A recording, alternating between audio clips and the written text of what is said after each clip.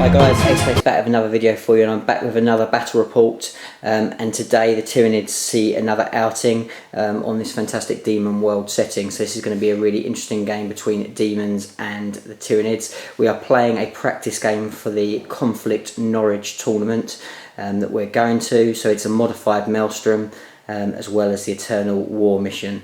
We are playing Eternal War mission Crusade with 4 objectives, and the modified Maelstrom objective mission is Contact Lost. So a really interesting scenario, should be a lot of fun. It's a beautiful wall to play on, and we'll go on and have a look at. Right, so starting off with my Tyranid army. So you've seen a very similar format in this quite a few times. So this is 1850 points. It is headed up by a Flying Hive Tyrant, Twin Link Devourers, and he has Hive Commander as well as Electroshock Grubs. He has 2 other Flyrants, exactly kitted out the same but without the Hive Commander on his either side there. We then have 2 troops choices in the 2 Tervagants, both with Crushing Claws and the 30 Gaunts on each of their units. We have 2 Malanthropes for that lovely Shrouded, and then the army is finished off with 2 Morlocks. So pretty simple, nice lot of synergy there. Good little force. We're using the Leviathan formation, which gives me the 3 Flyrants, if you were wondering why I've got 3. But yeah, good little list, pretty basic. Could be a bit outpowered by this Demon army, but still a good solid list. We'll go over and take a look at it. Hey guys, and over to the most beautiful Wargamer. He doesn't like being on camera. He's not happy. He didn't know that was happening. Haven't even bloody showered today. Right, and now go through your list for me. What have we got here? Okay, 2 CADs, it's mixing together. You've got a CSM CAD, Demons CAD. In the CSM CAD, you're headed up by Be'lakor, then 2 squads of cultists, 10 each with a flamer in them, and a Helldrake. And then for the Lord of War, looking suspiciously like Aetios Ralkeres. It was actually a Khorne Demon Knight. Boo. And he's the one with the not melter shooting paladin, I think. Yeah. Then for the Demons, you have Fate Weaver as the Warlord. You have a Lord of Change. He's martial level 3, has a Staff of Change making him strength 8, and the Grimoire of True Names. And then 2 squads of 11 horrors for your 2 walk charge each. No one has Cursed Earth, unfortunately, but both horrors have ones where they can turn into Bloodthirsters. Yeah, so pretty good. So mixed bag on psychic powers, probably not quite what Chris would have liked, but actually he's still got some good powers in there, and this army is very tough. That knight is going to be really difficult to deal with. So at the moment, Chris is currently going. No, I'm going first. He put me in to go first. I did get the Warlord trait to infiltrate 3 non-vehicle units, which is really quite good. So that will be handy. But we'll see what happens as we go into deployment and see whether Chris wants to steal the initiative. Right guys, so both the armies are deployed, so the Tyranids are all up along this side. The objectives on my side, I got the bad side because actually it's only 4 of these objectives count for the Eternal War mission. So I'm sitting on this objective here, but the majority of the objectives are in the middle of the table or down the other side. So we've got 3 objectives around this centre statue. So 1 here, 1 over here, and 1 over there. And then we've got 2 spaced either side.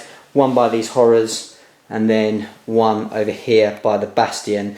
So the Demons, obviously because I've infiltrated, have done very defensive. The Knight centre stage, Be'lakor's up in those ruins because he will obviously with his Shrouded get a decent save. I've infiltrated the Flyrants right up here on this ruin. to try and just make absolute use of that infiltrating, which hopefully will be very, very handy. The gaunts are all spread across, making sure that they can make it up to the objectives. So I am currently going first. Chris, do you want to seize the initiative? Put me on the spot here, really, aren't you? Probably worth it. Just going to give it a go. Every time you seize the initiative, you actually don't want to. I know, right, but if I could charge some of these flyrants nice and early, that would be pretty sweet. There's a shot, that would be nice. He's measuring up here, guys. Thinks he can make a crafty charge for the flyrants. Are you going to seize the initiative? Come on. Oh god, this is why I always bloody do it and succeed. I don't want to because I get put on the bloody spot. He's going to go for it. He's rolling dice, guys. Here we go. Makes for an exciting game. Not for me, it won't. Let's see if you can seize the initiative. No. You're not going to. Not going to. So there is no seize, and we'll go into Tyranid movement turn 1. So end of movement. For objectives, I drew supremacy, hold twice as many objectives basically, and overwhelming firepower. In overwhelming firepower for this, in this particular style, you have to kill 3 units in the shooting phase, and you get 2 victory points for it. So slightly harder, pretty good, but it makes it a little bit tougher. The 2 units of gaunts have come forward towards their objectives. The flyrants have flown over, so we've got 2 that are kind of staring at the horrors through there where the objective is. The other one's gone right up by the knight. We're also eyeing up Benacor. I've got shots on Benacor with all of them, just deciding whether I decide to play the odds and see whether I can take him out or I go for softer targets. Interesting. So we'll see what happens. I have got 1 Tervagan who has outflanked because he has the Hive Commander, and the 2 Morlocks obviously are in reserve as well. So interesting as we go into psychic phase for Tyranids. So end of psychic shooting, and we've actually got to the end of the turn because there's no assaults. So I targeted the horrors, try and get rid of some warp charge, but also hopefully take first strike and take them off the objective. So we took them off the objective. They have gone to ground, but 3 survived after 2 flyrants obviously put their flamers on them, but because when the devourers were turned on them, they do have a very good save going to ground in ruins, so they end up being okay there. In fact, you should have actually got 2 up on them because it's night fighting.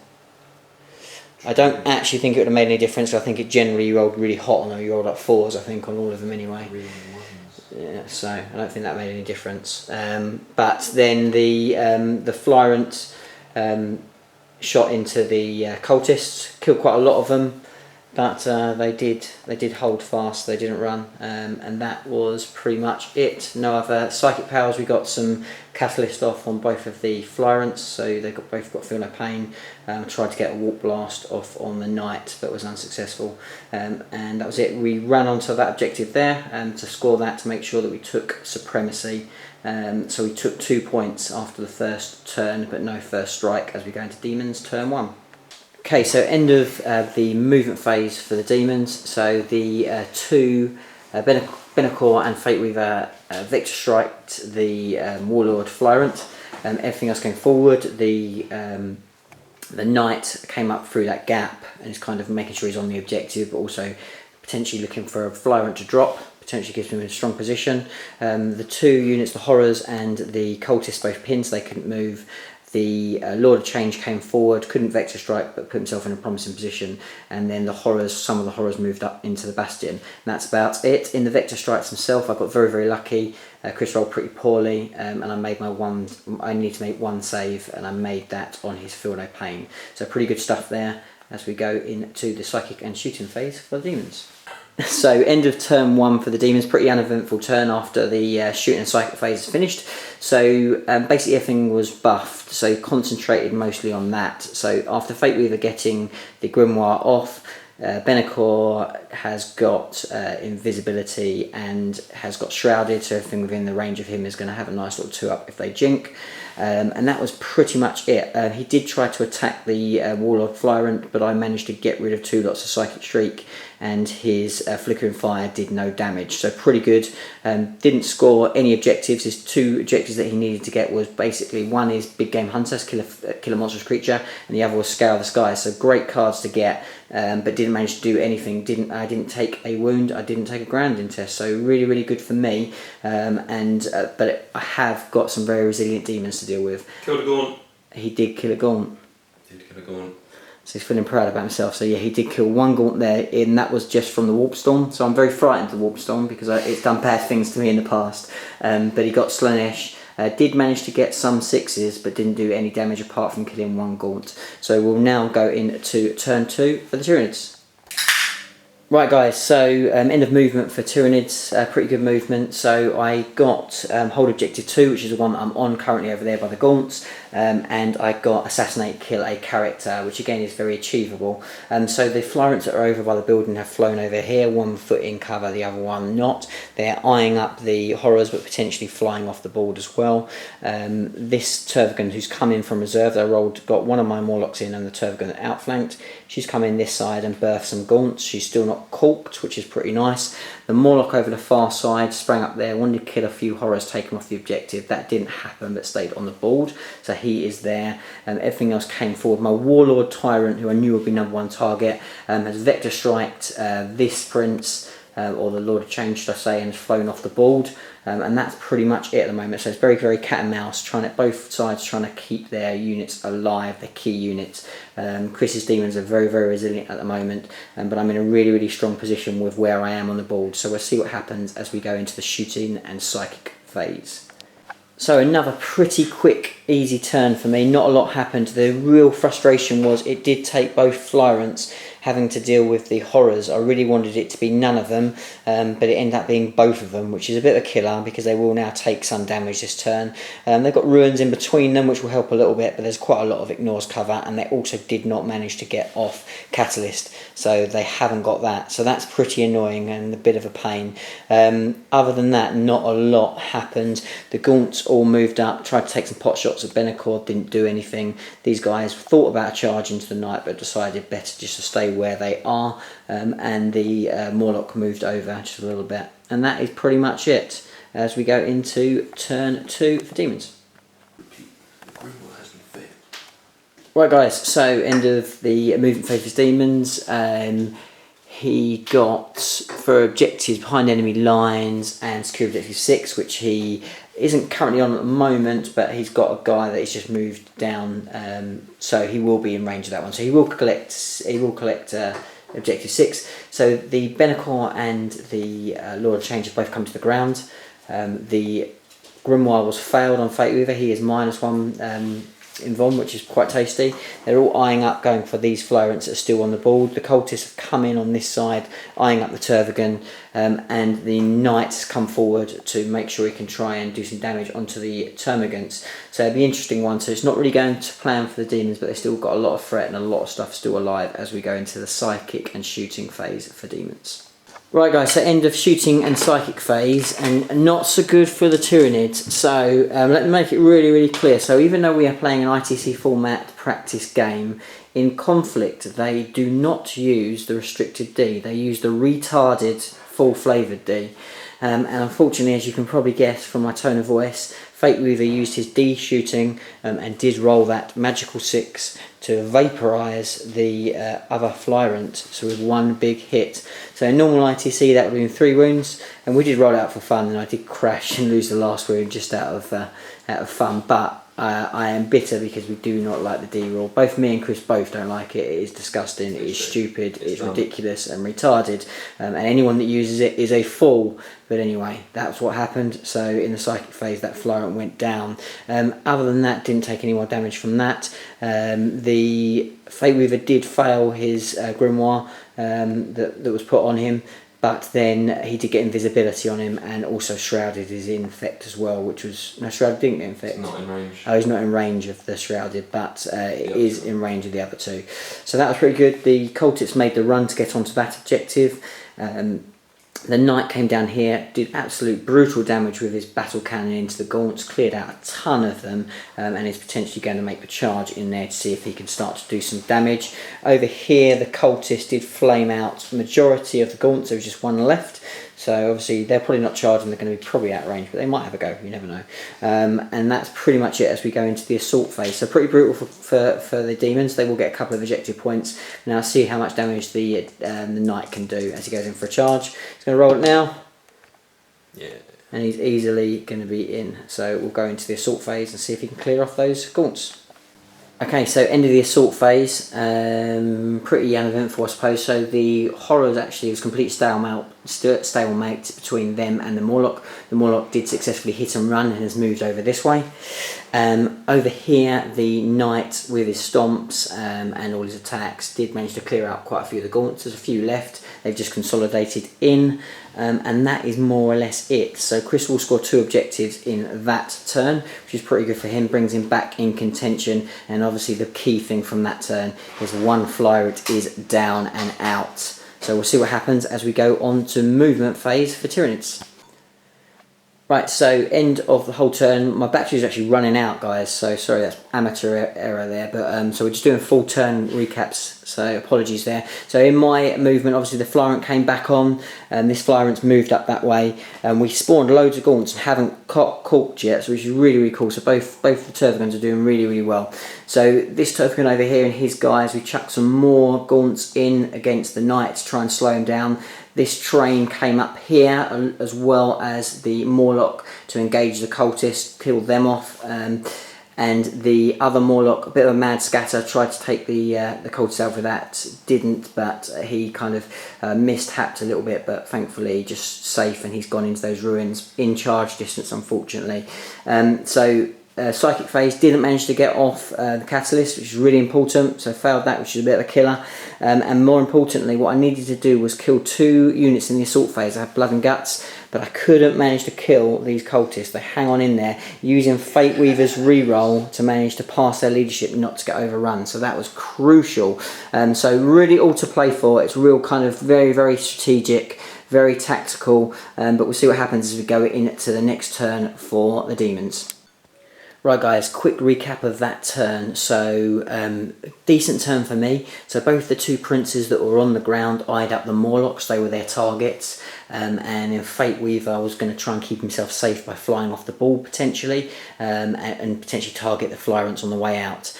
Psychic phase was not too bad. I managed to again avoid getting hurt, which was great, managing to get rid of the Psychic Shrieks and all sorts of other psychic powers cast on the Flyrants, very, very handy. When the Warpstorm came, they did manage to roll double 6 and get a free unit of Plague Bearers, so they've dropped in there, which is very, very good for Chris. In the assault phase, both the Prince, or the Lord of Change should I say, and Benacor took 4 wounds off a piece from their 2 Morlocks, but I did get lucky, both hit and run onto objectives and are alive, which is very, very cool. Other than that, the Knight did manage to take his last few gaunts and then has consolidated away as we go into my turn number 4. Okay guys, we're moving over onto a phone camera now, so apologies if there's a slight change in quality, hopefully not. So we've done the next turn, so we've done turn 4 for the Daemons, no, for Tyranids, sorry, so for Tyranids. So not a bad turn, and so again we managed to spawn loads more gaunts, so sort of each time I'm spawning loads and I'm not corking, which has been really, really handy.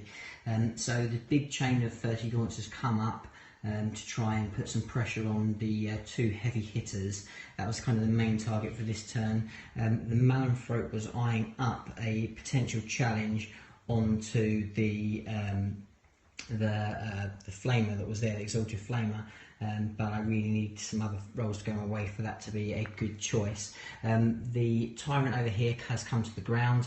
This Tyrant has flown over here to kind of support and put some pressure on this side. The Turfgan carries on moving over this way with a shield of gaunts, and the Malonthrope slowly skulks up down this way to manage to try and keep Synapse range in for the gaunts. So shooting phase, we did manage to see off the majority of the Plague Bearers. There is a few left there, and this Tyrant took out the Flamer, so that was kind of handy. It did mean I had to sort of pretty much sacrifice my Maelstrom mission for it, but didn't really have much of a choice, really had to kind of do it. Other than that, that's pretty much it. When we went into the assault, well, I didn't get any psychic powers off of any note really. Went into the assault, and the gaunts all charged in. Chris did particularly badly with his assaults, really failing to wound as many as he should have done. He should hit for quite a few more this turn, which will be good for him. So we'll see how long those gaunts can last and tie him up. If we can tie him up maybe like another turn, then I'm quite happy with that. It puts me in a good position, so we can come in and cause some trouble the next turn. So we'll see what happens. We've got 2 Flyrants still on full power, which is really handy, and we're just tying up this knight as long as we can as we go into turn 4 for the Demons. Right guys, so end of turn 4 for the Demons. It's been a long old battle. So basically in this turn the Demons got really lucky. So they did exactly what they needed to do. So basically the knight who had broken out of combat got just the right amount of movement on his consolidation to consolidate basically into a great position, and then he assaulted the warlord to take him out for slay the warlord, and also big game hunter, which was key. So just rolled just the amount, and I could not get a smash in to do some damage. My haywire also was pretty uneventful. But the main thing, I mean, obviously, the Helldrake came on. Fate Weaver came back on, not causing much damage to the Tervagan, but the main thing happened over here, really quite pivotal. The Benacor and the Lord of Change took out all of the gaunts, just through the Malifaux being slightly out of range, so they both consolidated into a good position. So we go into turn 5. It will be a turn 5 game, and we're just running out of time, but we'll go into turn 5 now for Tyranids and see what happens. Right guys, so end of turn 5 for Tyranids, the last Tyranid turn of the game. So we've gone to the ground, obviously, last turn, so we've put the Hive Tyrant as well as the Malifaux just in range of that, but trying to keep as far away from his prince and from his Lord of Change as you can. It is just about doable on one of them, but it's going to take an enormous long charge. We're going to have to get charged by one of them from the knight. We can't get away with that, so one will definitely die from the knight. But you know, if we can hold in just to contest that, that's mission complete. Over here, the guy came forward, more spawning done, but you know, just nothing really, just moving on forward. And the Malifaux again moving forward. He's on the other side, controlling that objective. He spawned yet more gaunts over here, and they're all massed around there. We've got 3 units, 4 units in all controlling that objective. Which is pretty good. We took some pot shots up at the Helldrake, took him down to 1 hull point, but he's still in there, didn't jink, so he will still be flaming. He had to do that. And probably the big news is both the Morlocks that came in to try and be stars, both mishaps going for Benacor, and did end up both rolling 1s. So not good luck when the Tyranids really needed it most. But we're hanging around the objectives. Going to make it tough for Chris to try and clear me. If he clears me off all the objectives, then he probably deserves to take this game. So it's going to be a tough last turn for him to see whether he can take me off, but well doable. It's definitely got me on the ropes. So we'll see what happens as we go into the final turn of the game, turn 5 for Demons. So guys, end of turn 5. We have called it. It's about like 3 AM in the morning now, so it's been a seriously long game. Been a lot of fun, always close between us two. So yeah, epic, very close, very tactical.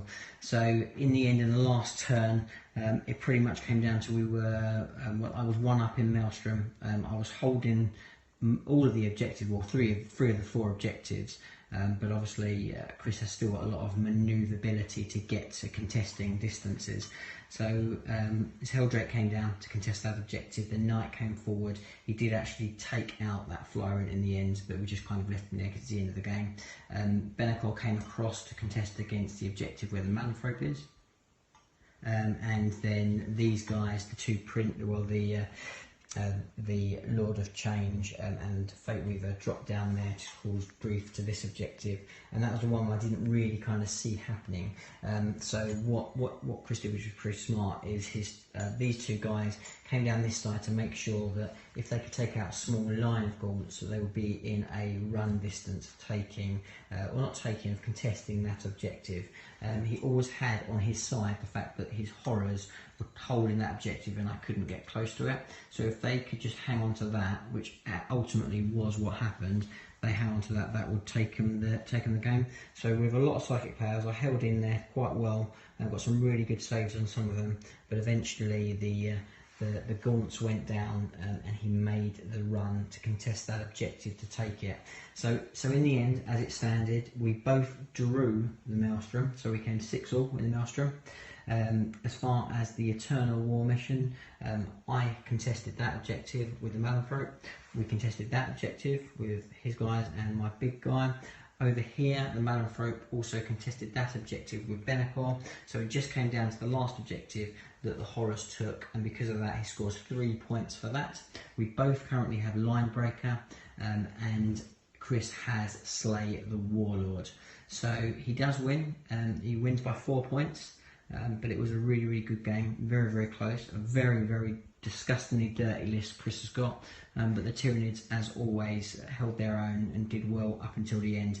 A little side note, the Morlocks tried to take out Benacor on the last turn. He only had 2 wounds left, no real invuln, not just apart from his standard, so I went for him because it would have potentially been a game winner. Both of them came up and both of them mishapped, and both of them scored a hit and rolled a 1. So that was pretty much the end of it there. But yeah, really good game. Thanks for watching, guys, and I'll see you in the next video. Bye for now.